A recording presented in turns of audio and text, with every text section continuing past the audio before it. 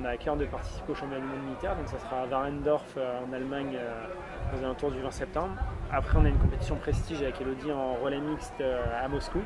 On a fait le podium fin mai, donc c'est notre dernière compétition.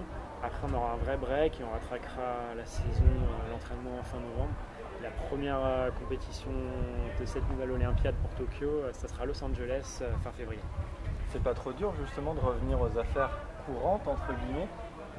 Bah non, ça fait plaisir. C'est vrai qu'il y a un sas de décompression. C'est vrai qu'après les Jeux, il y a un retour à la vraie vie qui est un peu compliqué au début, même avec médaille, avec Elodie ou même sans médaille.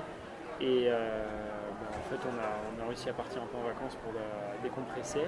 Là maintenant, on profite un peu, on voit nos familles, on a toutes les sollicitations qu'on fait, c'est le temps de les faire. Et puis après, on rentrera tranquillement vers le centre d'entraînement pour attaquer cette nouvelle Olympiade.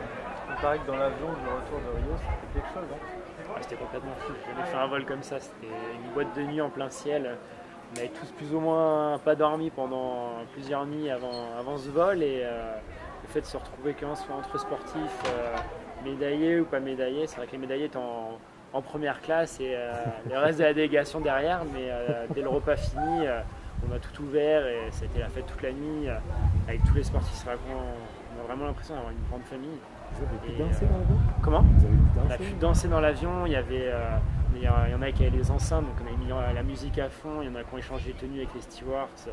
C'était une ambiance folle, c'était vraiment le dernier moment où on est allés tous être ensemble pour clôturer cette Olympiade et non, c'était vraiment magique pouvoir discuter avec Teddy Riner dans l'avion, avec des médaillés, pas médaillés, enfin toute la famille olympique et des Olympiens, c'était un rêve et voilà. La médaille d'Elodie, ça doit donner envie pendant 4 ans. Ah oui, non, là c'est vraiment avec Elodie, je suis venu la voir sur sa compétition, j'étais en pleurs sur la dernière épreuve, c'était vraiment magique.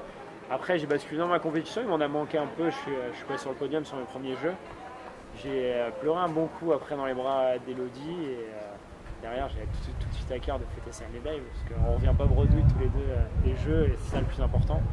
Et Elo me l'a vraiment rappelé, c'est que ses premiers jeux elle faisait 31e, là je suis 20e, j'ai déjà 11 places d'avance, elle m'a dit, en se marrant. Et quand on a vu le couple de Tony Oka et Estelle en boxe dans 4 ans, c'est vraiment mon notre rêve, on se l'est juré pendant la cérémonie de clôture et dans 4 ans on a vraiment à cœur de ramener l'or tous ensemble, tous les deux de Tokyo. Vous continuerez à représenter les couleurs audoises de Lézignan?